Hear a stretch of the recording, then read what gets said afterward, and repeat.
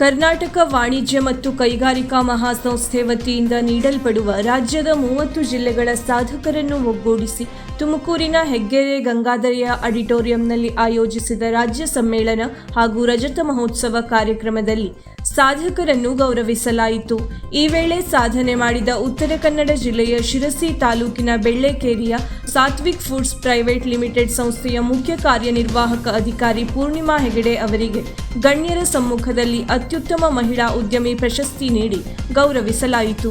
ಈ ಸಂದರ್ಭದಲ್ಲಿ ರೈಲ್ವೆ ಖಾತೆ ರಾಜ್ಯ ಸಚಿವ ವಿ ಸೋಮಣ್ಣ, ಸಣ್ಣ ಕೈಗಾರಿಕಾ ಸಚಿವ ಶರಣಬಸಪ್ಪ ದರ್ಶನಾಪುರ, ಅಧ್ಯಕ್ಷೆ ಉಮಾರೆಡ್ಡಿ, ತುಮಕೂರು ಜಿಲ್ಲಾ ವಾಣಿಜ್ಯ ಮತ್ತು ಕೈಗಾರಿಕಾ ಸಂಸ್ಥೆ ಅಧ್ಯಕ್ಷ ಪಾಂಡುರಂಗ ಕುರಂಡ್ವಾಡ್, ಉತ್ತರ ಕನ್ನಡ ಜಿಲ್ಲಾ ಚೇಂಬರ್ ಆಫ್ ಕಾಮರ್ಸ್ ಅಧ್ಯಕ್ಷ ಎಂಎಂ ಭಟ್ ಹಾಗೂ ಕಾರ್ಯದರ್ಶಿ ಗಣೇಶ್ ಹೆಗ್ಡೆ ಉಪಸ್ಥಿತರಿದ್ದರು. ವೀಕ್ಷಕ ಮಹಾಪ್ರಭುಗಳೇ, ನಮ್ಮ ಚಾನಲ್ ಅನ್ನು ಸಬ್ಸ್ಕ್ರೈಬ್ ಮಾಡಿ, ಶೇರ್ ಮಾಡಿ, ಪ್ರೋತ್ಸಾಹಿಸಿ.